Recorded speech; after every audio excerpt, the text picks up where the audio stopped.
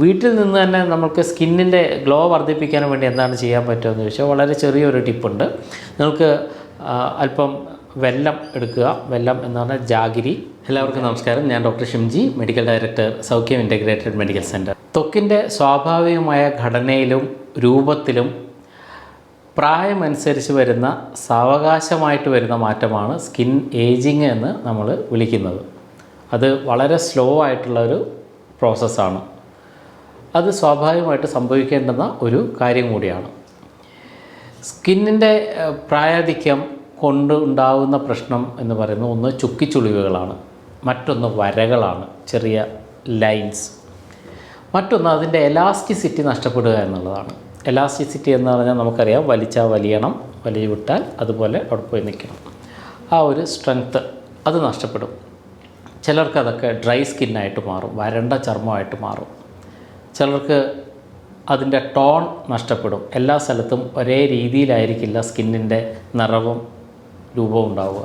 ചിലവർക്ക് തൂങ്ങിയ ത്വക്ക് വളരെ പ്രധാനപ്പെട്ട ഒരു പ്രശ്നമായിട്ടാണ് ഈ പ്രായം കൂടുന്നതനുസരിച്ച്, പ്രത്യേകിച്ച് അവരുടെ ത്രോട്ടിലെ, തൊണ്ടയിലെ സ്കിന്ന് പെട്ടെന്ന് വലിഞ്ഞു നിൽക്കുന്നതായിട്ട് കാണാം. അപ്പോൾ ഇത്രയൊക്കെ കാര്യങ്ങൾ എന്തുകൊണ്ടാണ് വരുന്നത്? രണ്ട് കാര്യങ്ങൾ കൊണ്ടാണ് ഈ പ്രായം സ്കിന്നിന് വരുന്നത്. ഒന്ന് ഇൻട്രിൻസിക് ഫാക്ടർ എന്ന് പറയും. ഇൻട്രിൻസിക് ഫാക്ടർ എന്ന് പറഞ്ഞാൽ സ്വാഭാവികമായിട്ട് നടക്കുന്ന പ്രക്രിയ. രണ്ടാമത്തത് എക്സ്ട്രിൻസിക് ഫാക്ടറാണ്. അതായത് ചുറ്റുപാടുള്ള എൻവിറോൺമെൻറ്റൽ ഫാക്ടേഴ്സ്, ചുറ്റുപാടിൻ്റെ സ്വാധീനം കൊണ്ടുവരുന്ന വ്യത്യാസങ്ങൾ. നമുക്ക് ഇൻട്രിൻസിക് ഫാക്ടേഴ്സ് അല്ലെങ്കിൽ സ്വാഭാവികമായിട്ട് നടക്കുന്നതിൻ്റെ സ്കിൻ ഏജിങ്ങുമായിട്ട് ബന്ധപ്പെടുന്ന കാര്യങ്ങൾ എന്തൊക്കെയാണെന്ന് നോക്കാം. രണ്ട് കാര്യങ്ങളാണ് ഏറ്റവും പ്രധാനമായിട്ടുള്ളത്. ഒന്ന് ജനറ്റിക്കൽ ഫാക്ടർ, ജനിതകപരമായിട്ട് അവർക്ക് കിട്ടിയ ജീൻ കൊണ്ട് ഉണ്ടായ മെച്ചം. മറ്റൊന്ന് ഹോർമോണൽ ചേഞ്ചസ് ആണ്. ഹോർമോൺ കുറയുന്നതിനനുസരിച്ച് സ്കിന്നിൽ വരുന്ന വ്യത്യാസം. അതിൽ ഏറ്റവും പ്രധാനമായിട്ട് നമുക്ക് ഒന്ന് കമ്പയർ ചെയ്ത് നോക്കാൻ പറ്റുന്ന സ്ത്രീകളിലാണ്. മെനോപോസോടുകൂടി അല്ലെങ്കിൽ മാസമുറ നിൽക്കുന്നതോടുകൂടി അവരുടെ ശരീരത്തിൽ ഈസ്ട്രജൻ കുറയുന്നു. അതോടുകൂടി അവരുടെ സ്കിന്ന് അല്പം കട്ടിയാവുന്നതായിട്ടോ അല്ലെങ്കിൽ സ്കിന്നിൻ്റെ നിറം വ്യത്യാസമായിട്ട് വരുന്നതൊക്കെ ഡ്രൈ ആയിട്ട് മാറുന്നതൊക്കെ നമ്മൾ കണ്ടിട്ടുണ്ടാവാം. പലർക്കും വരണ്ട ചർമ്മം ഒരു വലിയ പ്രശ്നമായിട്ട് മാറാറുണ്ട്. അത് ഹോർമോണൽ ചേഞ്ചസിൻ്റെ ഫലമായിട്ട് വന്ന ഒരു പ്രശ്നമാണ്. അപ്പോൾ ഇതൊക്കെയാണ് സാധാരണയായിട്ട് സ്വാഭാവികമായിട്ടുണ്ടാകുന്ന ഇൻട്രിൻസിക് ഫാക്ടേഴ്സ്. ഈ ഇൻട്രിൻസിക് ഫാക്ടേഴ്സ് നമുക്ക് വളരെ വലിയ തോതിലൊന്നും മാറ്റാൻ വേണ്ടി കഴിയില്ല. ചെറിയ അളവിലൊക്കെ മാറ്റാൻ പറ്റുമെന്നേ ഉള്ളൂ. പക്ഷേ നമുക്ക് സ്വാധീനിക്കാൻ കഴിയുന്ന ഒരു കാര്യമാണ് എക്സ്ട്രിൻസിക് ഫാക്ടേഴ്സ് അല്ലെങ്കിൽ ചുറ്റുപാടിൻ്റെ സ്വാധീനം കൊണ്ടുവരുന്ന വ്യത്യാസങ്ങൾ. നമ്പർ 1 സൺലൈറ്റാണ്. സൺലൈറ്റ് ഏറ്റവും കൂടുതൽ ആവശ്യമാണ്. പക്ഷേ അധികമായാൽ അമൃതും വിഷം എന്ന് പറഞ്ഞതുപോലെ സൺലൈറ്റിനകത്തുള്ള UV rays, ultraviolet radiations നമ്മുടെ ശരീരത്തിൻ്റെ കൊളാജനെ നഷ്ടപ്പെടുത്തും. കൊളാജനാണ് ഇതിനൊരു സ്ട്രക്ചർ കൊടുക്കുന്നത്. ആ കൊളാജൻ നശിക്കുന്നതോട് കൂടിയിട്ട് ഇത് സ്വാഗ് ചെയ്യാൻ വേണ്ടി തുടങ്ങും, വെറുതെ തൂങ്ങിക്കിടക്കാൻ വേണ്ടി തുടങ്ങും. അപ്പോൾ അതേപോലെ തന്നെ മറ്റൊരു പ്രധാനപ്പെട്ട ഘടകമാണ് എലാസ്റ്റിൻ. ഇതിന് എലാസ്റ്റിസിറ്റി കൊടുക്കുന്നതൊക്കെ എലാസ്റ്റിനാണ്. അപ്പോൾ എലാസ്റ്റിൻ്റെ നാശത്തിനും അതുപോലെ തന്നെ കൊളാജൻ്റെ കൊളാപ്സിനും കാരണമാകുന്നത് അൾട്രാ വയലറ്റ് രശ്മികളാണ്.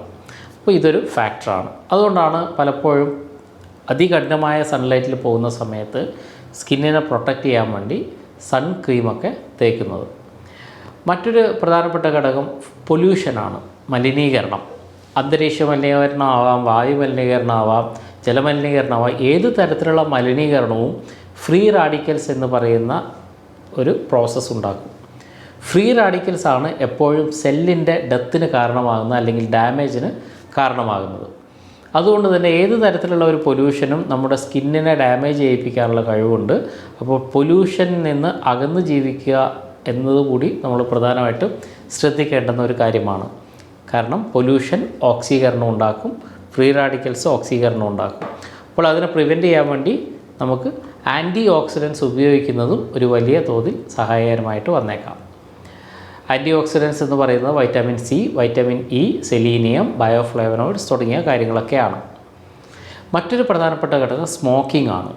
സ്മോക്കിംഗ് ചെയ്യുന്ന സമയത്ത് സിഗരറ്റിനകത്തുള്ള നിക്കോട്ടിൻ നമ്മുടെ ബ്ലഡ് വെസൽസ്, രക്തക്കുഴലിനെ ചുങ്ങാൻ വേണ്ടി സഹായിക്കുന്നതാണ്, കൺസ്ട്രിക്റ്റ് ചെയ്യും. ഇങ്ങനെ കൺസ്ട്രിക്ഷൻ വന്നു കഴിഞ്ഞാൽ പെരിഫറൽ സർക്കുലേഷൻ, നമ്മുടെ സ്കിന്നിൻ്റെ പുറത്തേക്കുള്ള രക്തപ്രവാഹത്തിനെ അത് സ്വാധീനിക്കും. അപ്പോൾ നിക്കോട്ടിൻ അധികമായിട്ട് നമ്മുടെ രക്തത്തിൽ കലർന്നു കഴിഞ്ഞാൽ നിങ്ങളുടെ സ്കിന്നിന് പെട്ടെന്ന് തന്നെ ചുക്കിച്ചുളിവുകൾ വരാനുള്ള സാധ്യത വർദ്ധിക്കും. മറ്റൊന്ന് വളരെ പ്രധാനപ്പെട്ട കാര്യം പുവർ ഡയറ്റാണ്. അതായത് നമ്മൾ ശ്രദ്ധിക്കാതെ, ന്യൂട്രീഷനിൽ ശ്രദ്ധിക്കാതെ നടത്തുന്ന ഭക്ഷണം കഴിച്ചു എന്ന് പറയുന്നതല്ല കാര്യം, എന്ത് കഴിച്ചു എന്ന് പറയുന്നതിലാണ് ഏറ്റവും പ്രാധാന്യം അറിയിക്കുന്നത്. എസൻഷ്യൽ ന്യൂട്രിയൻസ്, നമ്മുടെ ശരീരത്തിൻ്റെ ജീവധർമ്മ പ്രവർത്തനങ്ങൾ നിലനിർത്താൻ ആവശ്യമുള്ള വളരെ പ്രധാനപ്പെട്ട ന്യൂട്രീഷൻ കണ്ടൻസുകളൊക്കെ നമ്മുടെ ശരീരത്തിനകത്ത് അത്യന്താപേക്ഷിതമായിട്ട് വേണ്ടുന്ന കാര്യങ്ങളാണ്. അവയിലേത് നശിച്ചു പോയാലും നമ്മുടെ ശരീരത്തിനകത്ത് അതിൻ്റെ അലയൊലികളുണ്ടാകും. അങ്ങനെ ഏറ്റവും അധികമായിട്ട് കാണുന്ന ഒരു റിഫ്ലക്റ്റ് ചെയ്യുന്ന ഒരു ഏരിയ നമ്മുടെ സ്കിന്നാണ്, ത്വക്കാണ്. അപ്പോൾ ഭക്ഷണത്തിനകത്ത് ന്യൂട്രീഷ്യൻസ് കുറയാതിരിക്കാൻ വേണ്ടിയും പ്രത്യേകമായിട്ട് നമ്മൾ ശ്രദ്ധിക്കുക. ഇനി എന്തൊക്കെ ഫുഡാണ് നമ്മൾ കഴിക്കേണ്ടത്? ഏറ്റവും ആദ്യം പ്രധാനമായിട്ടുള്ളത് ഫ്രൂട്ട്സും വെജിറ്റബിൾസും തന്നെയാണ്. ഫ്രൂട്ട്സിനകത്തുള്ള വൈറ്റാമിൻ സി വളരെയധികം ഹെൽപ്ഫുള്ളാണ്. വൈറ്റാമിൻ സി എന്ന് പറയുന്നത് കൊളാജൻ്റെ സിന്തസിസിനൊക്കെ വളരെയധികം ആവശ്യമുള്ളതാണെന്ന് നമുക്കറിയാം. വൈറ്റാമിൻ സി ഒരു ആൻറ്റി ഓക്സിഡൻറ്റ് കൂടിയാണ്. അപ്പോൾ പുളിരസമുള്ള എല്ലാ പഴങ്ങളും അതുപോലെ തന്നെ പേരക്കയിലൊക്കെ ധാരാളമായിട്ട് വൈറ്റാമിൻ സി ഉണ്ട്. അതുപോലെ തന്നെ ഗ്രീൻ ലീഫി വെജിറ്റബിൾസ്, പ്രത്യേകിച്ച് ഡാർക്ക് ഗ്രീൻ വെജിറ്റബിൾസ് എല്ലാം വളരെയധികം ആൻറ്റി ഓക്സിഡൻറ്റ് പ്രോപ്പർട്ടി തരുന്ന ഘടകങ്ങൾ തന്നെയാണ്. ഇനി വളരെ പ്രധാനമായിട്ടുള്ള മറ്റൊരു ഘടകം ഫാറ്റാണ്, കൊഴുപ്പുകളാണ്. കൊഴുപ്പ് അവക്കാഡോ നല്ല ഒരു കണ്ടൻറ്റാണ്. നല്ല ഫാറ്റാണ് വേണ്ടത്, ട്രാൻസ് ഫാറ്റ് അല്ല, പൊരിച്ചതും കരിച്ചതുമല്ല. അവക്കാഡോ, അതുപോലെ നട്ട്സ്, ഫാറ്റി ഫിഷ് എന്ന് പറഞ്ഞാൽ നമ്മളെ ചാള, മത്തി, ഇതിലൊക്കെ ധാരാളമായിട്ടുള്ള ഇതുണ്ട്. അതുപോലെ അതിനകത്ത് ധാരാളം ഒമേഗ 3 അടങ്ങിയിട്ടുണ്ട്. ഒമേഗ 3 ഒക്കെ കഴിക്കുമ്പോഴുള്ള ഗുണം എന്താണെന്ന് വെച്ചാൽ നമ്മുടെ സ്കിന്നിന് കൂടുതൽ ഹൈഡ്രേഷൻ, ജലാംശം ഇത് റിട്ടൈൻ ചെയ്യാൻ വേണ്ടി പറ്റും. കൂടുതൽ നമ്മുടെ ജലാംശം നിലനിൽക്കുന്നതുകൊണ്ട് തന്നെ ഒരു സ്നിഗ്ധത എപ്പോഴും ത്വക്കിനകത്ത് ഉണ്ടായിരിക്കും. അതുകൊണ്ട് തന്നെയാണ് ഈ നല്ല ഫാറ്റ് കഴിക്കണം എന്ന് പറയുന്നത്. ഇനി ധാന്യങ്ങൾ കഴിക്കുന്നവർ തീർച്ചയായിട്ടും ഹോൾ ഗ്രെയിൻ തന്നെ കഴിക്കുക, തവിട് കളയാത്ത ഭക്ഷണം തന്നെ കഴിക്കുക. എന്തുകൊണ്ടാണ് സ്കിന്നിന് ഇത് വളരെയധികം ഇമ്പോർട്ടൻ്റ് ആണെന്ന് പറയുന്നത്? ഗ്ലൈക്കേഷൻ എന്ന് പറയുന്ന ഒരു പ്രോസസ്സ് തവിട് അടങ്ങിയ ധാന്യങ്ങൾ കഴിക്കുമ്പോൾ കുറയും. ഗ്ലൈക്കേഷൻ ഉള്ളത് കൊണ്ടാണ് നമ്മുടെ ശരീരത്തിനകത്ത് ഇൻസുലിൻ റെസിസ്റ്റൻസ് വർദ്ധിക്കുന്നത്. അപ്പോൾ ഇത്തരം ത്വക്കിനെ സംരക്ഷിക്കാൻ വേണ്ടി ഗ്ലൈക്കേഷൻ കുറക്കുക വഴി സാധിക്കും. അങ്ങനെ കുറക്കാൻ വേണ്ടി സഹായിക്കുന്ന ഒരു ഘടകം കൂടിയാണ്, അതായത് പൊടികൾ, നമ്മുടെ ഗോതമ്പിൻ്റെ അരിയുടെ ഒക്കെ പൊടികൾ ഉപയോഗിക്കുന്നതിന് പകരമായിട്ട് തവിടോട് ചേർന്നിട്ടുള്ള പൊടികൾ ഉപയോഗിക്കാൻ വേണ്ടി, അല്ലെങ്കിൽ തവിടോട് കൂടിയിട്ടുള്ള ധാന്യങ്ങൾ ഉപയോഗിക്കാൻ വേണ്ടി തയ്യാറാവുക. അപ്പോൾ ഗ്ലൈക്കേഷൻ കുറക്കും എന്നുള്ളതാണ് ഇതിൻ്റെ പ്രധാനപ്പെട്ട കാര്യം. മറ്റൊരു പ്രധാന ഘടകമായിട്ട് പറയാൻ പറ്റുന്നത് ഗ്രീൻ ടീ ആണ്. ഗ്രീൻ ടീനകത്ത് ധാരാളം പോളിഫിനോൾസ് അടങ്ങിയിട്ടുണ്ട്. പോളിഫിനോൾസ് എന്താ ചെയ്യുക? അത് അൾട്രാ വയലറ്റ് രശ്മി ഉണ്ടാക്കുന്ന ഡാമേജിൽ നിന്ന് നമ്മുടെ ത്വക്കിനെ രക്ഷിക്കും. അപ്പോൾ അതുകൊണ്ട് തന്നെ ഗ്രീൻ ടീ ധാരാളമായിട്ട് ഉപയോഗിക്കുന്നവർക്കും ചുക്കിച്ചുളികൾ വരാനുള്ള സാധ്യത അല്പം കുറവായിരിക്കും. അതുപോലെ ഗ്രീൻ ടീ എന്ന് പറയുന്ന ഒരു നല്ല ആൻറ്റി ഓക്സിഡൻറ്റും കൂടിയാണ്. ഓക്സിഡേഷൻ, അല്ലെങ്കിൽ ഞാൻ നേരത്തെ പറഞ്ഞ പൊല്യൂഷൻ കൊണ്ടുണ്ടാകുന്ന ഫ്രീ റാഡിക്കൽസ് കൊണ്ടുണ്ടാകുന്ന ഡാമേജുകളെ ഒരു പരിധിവരെ ചെറുക്കാനും ഗ്രീൻ ടീക്ക് കഴിയും. ഇനി ഏതൊക്കെ വൈറ്റാമിനുകളാണ് നമ്മുടെ സ്കിന്നിന് വളരെയധികം ഗുണം ചെയ്യുന്നതെന്ന് ചോദിച്ചാൽ നമ്പർ 1 വൈറ്റാമിൻ സി തന്നെയാണ്. വൈറ്റാമിൻ സി ഞാൻ നേരത്തെ സൂചിപ്പിച്ചതുപോലെ കൊളാജൻ്റെ സിന്തസിസിനും വളരെയധികം ആവശ്യമാണ്. അത് UV റേസിന് കൊണ്ടുണ്ടാക്കുന്ന ഡാമേജ് ശരീരത്തിൽ നിന്ന് ഒരു വലിയ പരിധി വരെ മാറ്റാൻ വേണ്ടി സഹായിക്കും. പുളിരസമുള്ള എല്ലാ പഴങ്ങളിലും, ബെറീസിലും, വിവിധ തരത്തിൽപ്പെട്ട ബെറി പഴങ്ങളിലും, അതുപോലെ തന്നെ പേരക്കയിലും ഇത് ധാരാളമായിട്ട് ഉണ്ട്. അടുത്ത ഒരു കണ്ടൻറ്റ് എന്ന് പറയുന്നത് വൈറ്റാമിൻ ഇ ആണ്. വൈറ്റാമിൻ ഇ എന്ന് പറഞ്ഞാൽ സൂപ്പർ ഡ്യൂപ്പർ ആൻറ്റി ഓക്സിഡൻ്റ് ആണ്. അതുകൊണ്ട് തന്നെ സ്കിന്നിൻ്റെ കാര്യത്തിൽ അതൊരു രാജാവാണ് ഈ വൈറ്റാമിൻ ഇ എന്ന് പറയുന്നത്. നട്ട്സിലും സീഡ്സിലും, സ്പൈനാഷ്, അതുപോലെ ബ്രൊക്കോളി തുടങ്ങിയ വെജിറ്റബിൾസിലൊക്കെയും ഈ വൈറ്റാമിൻ ഇ അത്യാവശ്യം അടങ്ങിയിട്ടുണ്ട്. ഇനി വളരെയധികം ഡാമേജ് വന്ന ആൾക്കാർ തീർച്ചയായിട്ടും അതിൻ്റെ സപ്ലിമെൻറ്റ്സിലേക്ക് പോകാവുന്നതുമാണ്. ഇനി വളരെ പ്രധാനമുള്ള മറ്റൊരു വൈറ്റാമിനാണ് വൈറ്റാമിൻ എ. വൈറ്റാമിൻ എ എപ്പോഴും മോയ്സ്ചർ ജലാംശം നമ്മുടെ ത്വക്കിനകത്ത് സംരക്ഷിച്ച് നിർത്താൻ വേണ്ടി സഹായിക്കുന്ന ഒരു ഘടകമാണ്. വൈറ്റാമിൻ ധാരാളമായിട്ടുള്ളത് ക്യാരറ്റിനകത്ത് അതുണ്ട്, മധുരക്കിഴങ്ങിനകത്ത് അത് വൈറ്റാമിൻ എ ഉണ്ട്. അതുപോലെ തന്നെ ഗ്രീൻ ലീഫി വെജിറ്റബിൾസ്, നമ്മുടെ ഇലക്കറികളിലൊക്കെ തന്നെ ആവശ്യത്തിനുള്ള വൈറ്റാമിൻ എ ഉണ്ട്. അപ്പോൾ ഈ പറയുന്ന ക്യാരറ്റും മധുരക്കിഴങ്ങും ഗ്രീൻ ലീഫി വെജിറ്റബിൾസൊക്കെ ധാരാളമായിട്ട് നമ്മുടെ ഭക്ഷണത്തിൽ ഉൾപ്പെടുത്തുക വഴി നമ്മുടെ സ്കിന്നിന് മോയ്സ്ചർ, ജലാംശം നിലനിർത്താൻ വേണ്ടി കഴിയും. ഇനി വൈറ്റാമിൻ ഡി, നമ്മൾ ഒരിക്കലും അവസാനമായിട്ട് പറയേണ്ട കാര്യമല്ല വൈറ്റാമിൻ ഡി. വൈറ്റാമിൻ ഡി എന്ന് പറയുന്നത് ഒരു ഇൻഫ്ലമേഷൻ കുറക്കാൻ വേണ്ടി സഹായിക്കുന്ന കാര്യം തന്നെയാണ്. അത് സൺഷൈൻ വൈറ്റാമിൻ എന്നറിയാം. ശരീരത്തിനകത്തുള്ള പല ജീവധർമ്മ പ്രവർത്തനങ്ങളെ നിയന്ത്രിക്കുന്നതും വൈറ്റാമിൻ ഡി തന്നെയാണ്. സ്കിന്നിൻ്റെ ആരോഗ്യത്തിനെയും പ്രധാനമായിട്ടും വൈറ്റാമിൻ ഡിക്ക് അതിൻ്റേതായിട്ടുള്ള ചെറുതല്ലാത്ത പങ്കുണ്ട്. നമ്മുടെ പല മത്സ്യങ്ങളിലും ചില പാലുൽപ്പന്നങ്ങളിലൊക്കെ വൈറ്റാമിൻ ഡി ഉണ്ട്. പക്ഷേ ഏറ്റവും പ്രധാനപ്പെട്ട സ്രോതസ് എന്ന് പറയുന്നത് സൂര്യപ്രകാശം തന്നെയാണ്. ഒരു 9 മണി തൊട്ട് 3 മണി 3:30 വരെയൊക്കെയുള്ള സൂര്യപ്രകാശത്തിലാണ് ധാരാളമായിട്ട് വൈറ്റാമിൻ ഡി ഉള്ളത്. പക്ഷേ നമ്മൾ നേരത്തെ പറഞ്ഞ അൾട്രാവയലറ്റ് രശ്മികളൊക്കെ ഒരു വലിയ പരിധി വരെ നമ്മൾ പേടിക്കേണ്ടതായിട്ടുമുണ്ട്. അപ്പോൾ പ്രിക്കോഷൻസ് എടുത്തുകൊണ്ട് മാത്രം ഈ സമയത്തുള്ള സൂര്യപ്രകാശം നിങ്ങൾ കൃത്യമായിട്ട് കൊള്ളുക.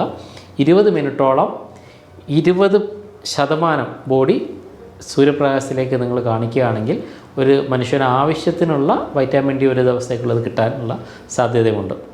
അപ്പോൾ സൂര്യപ്രകാശത്തിൽ ധാരാളമായിട്ട് പോവുക, ധാരാളമായിട്ട് വെള്ളം കുടിക്കുക, അല്ലെങ്കിൽ ജലാംശം അടങ്ങിയ ഫ്രൂട്ട്സും വെജിറ്റബിൾസും ധാരാളമായിട്ട് കഴിക്കുക, ആൻറ്റി ഓക്സിഡൻസുകൾ അടങ്ങിയ വൈറ്റാമിൻ സിയും വൈറ്റാമിൻ ഇ ഒക്കെയുള്ള ഭക്ഷണങ്ങൾ ധാരാളമായിട്ട് കഴിക്കുക. ആവശ്യമുണ്ടെങ്കിൽ ധാരാളം ചുക്കിച്ചുളിവുകൾ നിങ്ങൾക്ക് വന്നെങ്കിൽ നിർബന്ധമായിട്ട് നിങ്ങൾ കൊളാജൻ കഴിക്കാൻ വേണ്ടി തയ്യാറാവുക. വൈറ്റാമിൻ കെ എന്ന് പറയുന്നത് വൈറ്റാമിൻ K2 എസ്പെഷ്യലി അത് വളരെ പ്രധാനപ്പെട്ട ഒരു കാര്യമാണ്, പ്രത്യേകിച്ച് സ്കിന്നിൻ്റെ ആരോഗ്യത്തെ സംരക്ഷിച്ചിടത്തോളം. അപ്പോൾ ഇത്തരത്തിലുള്ള കാര്യങ്ങളൊക്കെ ഒമേഗ 3യുടെ പ്രസൻസോടുകൂടി നമ്മൾ ചെയ്യുകയാണെങ്കിൽ ഒരു വലിയ പരിധി വരെ നിങ്ങൾക്ക് സ്കിന്നിൻ്റെ എക്സെൻട്രിക് ഫാക്ടേഴ്സ് അല്ലെങ്കിൽ ചുറ്റുപാടിൽ നിന്നും നമ്മളെ ചുക്കിച്ചുളിവുകളിൽ നിന്ന് സംരക്ഷിക്കാൻ വേണ്ടി, സ്കിന്നിനെ ആരോഗ്യം നിലനിർത്താൻ വേണ്ടി നമ്മളെ ഒരുപാട് സഹായിക്കുന്ന ഘടകമാണ്. ഇനി വീട്ടിൽ നിന്ന് തന്നെ നമുക്ക് സ്കിന്നിൻ്റെ ഗ്ലോ വർദ്ധിപ്പിക്കാൻ വേണ്ടി എന്താണ് ചെയ്യാൻ പറ്റുമെന്ന് ചോദിച്ചാൽ വളരെ ചെറിയൊരു ടിപ്പുണ്ട്. നിങ്ങൾക്ക് അല്പം വെല്ലം എടുക്കുക. വെല്ലം എന്ന് പറഞ്ഞാൽ ജാഗിരി. ഈ ജാഗിരി അല്പം എടുത്ത് അത് നിങ്ങൾ ശുദ്ധമായ പശുവിൻ പാലിലേക്ക് ഇട്ട് അതൊന്ന് തിളപ്പിക്കുക. തിളപ്പിച്ച് അതൊരു നല്ല കുഴമ്പ് പരുവത്തിലാക്കിയെടുക്കുക. ഈ കുഴമ്പ് പരുവത്തിൽ ആക്കിയെടുത്ത കാര്യങ്ങൾ നിങ്ങൾ ശരീരത്തിൽ ചേർത്ത് നന്നായിട്ട് റബ്ബ് ചെയ്യുക, ഉരസി പിടിപ്പിക്കുക. മുഖത്തും കൈയും കാലിലും ഒക്കെ ദേഹത്തൊക്കെ ഇത് ഉരയ്ക്കാം. പക്ഷേ കഴിയുന്നത്ര മുടി വളരുന്ന പ്രദേശത്ത് നിങ്ങളുടെ മീശയുടെ മുകളിലോ അല്ലെങ്കിൽ താടിയുള്ളവർ താടിയുടെ മുകളിലോ തലമുടിയിലോ ഒന്നും ഇത് തേക്കേണ്ടതില്ല. അല്ലാത്ത ശരീരഭാഗങ്ങളിലൊക്കെ ഇത് തേച്ച് പിടിപ്പിക്കുക. ഒരു 15 മിനിറ്റ് തൊട്ട് അരമണിക്കൂർ വരെ നിങ്ങളത് ഉണങ്ങാൻ വേണ്ടി വെച്ചതിന് ശേഷം നിങ്ങൾക്കൊരു ഇളം ചൂടുവെള്ളത്തിലുള്ള ഒരു കുളി നിങ്ങൾ കുളിക്കുകയാണെങ്കിൽ നിങ്ങൾക്ക് കുറച്ചുകൂടെ നല്ല ഒരു ഗ്ലോ സ്കിന്നിന് ഉണ്ടാകുന്നതായിട്ട് കാണാം. മറ്റൊരു വീഡിയോയിൽ വീണ്ടും കാണുന്നതുവരെ എല്ലാവർക്കും നന്ദി.